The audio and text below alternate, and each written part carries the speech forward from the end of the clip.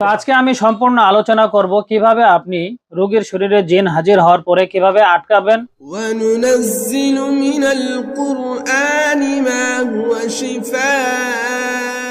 আসসালামু আলাইকুম ওয়া রাহমাতুল্লাহি ওয়া বারাকাতুহু। ভাই, আশা করি আপনি ভালো আছেন, আমিও আল্লাহর রহমতে ভালো আছি। ভাই, আজকে আমি আপনার সামনে আলোচনা করব যে কিভাবে রোগীর শরীরে জিন হাজির হওয়ার পরে কিভাবে আপনি ওই জিনকে রোগীর শরীরের মধ্যে আটকায় ফেলবেন। যদি আপনি জিনকে না আটকান তাহলে জিনটা পালিয়ে যেতে পারে। আটকানোর মাধ্যমে আপনি আপনার চিকিৎসাটা শেষ করতে পারবেন, আর যদি না আটকান তাহলে জিনটা যে কোনো সময় পালিয়ে যেতে পারে। আজকে আমি সম্পূর্ণ আলোচনা করব কিভাবে আপনি রোগীর শরীরে জিন হাজির হওয়ার পরে কিভাবে আটকাবেন।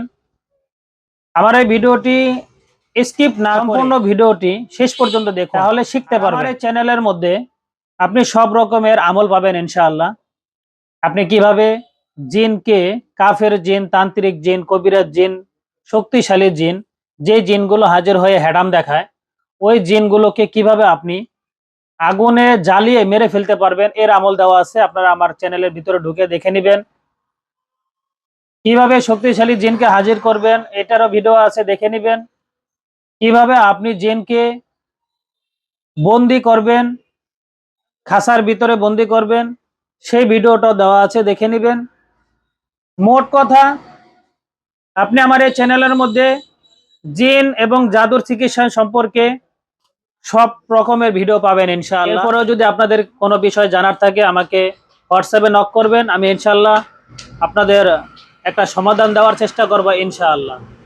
আসলে ভাই, এই তদবির জগৎটা হচ্ছে গোপন জগৎ।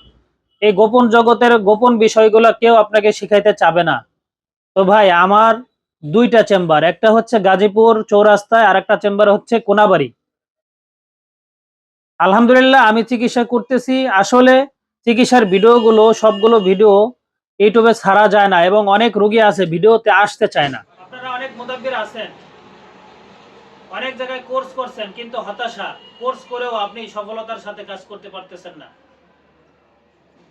তো আপনি আমার এই বলা আমলগুলো করেন, ইনশাআল্লাহ আপনি সফলতার সাথে কাজ করতে পারবেন, আমি আশাবাদী। তো আসুন আর কথা না বাড়িয়ে মূল আলোচনা করি। আপনি কিভাবে শরীরে জিন হাজির হওয়ার পরে জিনকে কিভাবে আটকাবেন। এই আটকানোর জন্য আপনাকে সূরা ইয়াসিনের 9 নং আয়াতের প্রয়োজন হবে।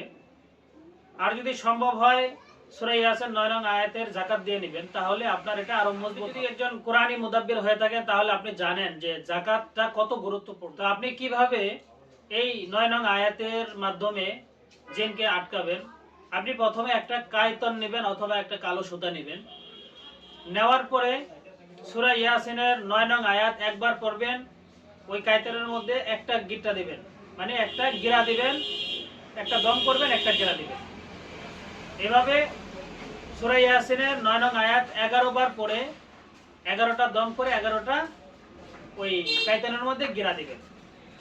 আপনার এটা প্রস্তুত হয়ে গেল। যখনই জিনটা রোগীর শরীরে এসে হাজির হবে, যখন আপনি বুঝতে পারবেন জিন হাজির হয়ে গেছে, জিন হাজির হওয়ার যে লক্ষণগুলো আছে সেই লক্ষণগুলো যখন আপনি বুঝতে পারবেন, তখন সাথে সাথে এই কায়তনটা দিয়ে রোগী যদি পুরুষ হয় রোগীর এই ডেনার মধ্যে, ডান হাতের ডানার মধ্যে বেঁধে দিবেন ওই কায়তন। আর যদি রোগী মহিলা হয় তাহলে এই বাম হাতের এই ডানার মধ্যে কায়তনটাকে বেঁধে দিবেন, জামার উপরেই বেঁধে দিবেন, কোনো সমস্যা নাই। এরপরে একটা গামছা অথবা একটা তোয়ালে অথবা একটা রুমাল দিয়ে এই কায়তনটাকে ঢেকে দিবেন, যেন ওই জিনটা না ছিটকে। যদি এটা করতে পারেন, ওই জিনটা শক্তিশালীভাবে ওই রোগীর শরীরে বন্দী হয়ে যাবে, কোনোভাবেই আর যেতে পারবে না ইনশাআল্লাহ। এরকম গুরুত্বপূর্ণ আমলের ভিডিও আমি আপনাদেরকে দেব। আপনি যদি আমার চ্যানেলটাকে সাবস্ক্রাইব না করে থাকেন, এখনই সাবস্ক্রাইব করেন এবং বেলটা বাজায় দেন। এটা করলে কি হবে, আমি ভিডিওগুলো ছাড়ার সাথে সাথে আপনি আমার ভিডিওগুলো পাবেন এবং এই আমলগুলো শিখতে পারবেন। আমার জন্য দোয়া করবেন। আসসালামু আলাইকুম ওয়া রাহমাতুল্লাহি ওয়া বারাকাতুহু।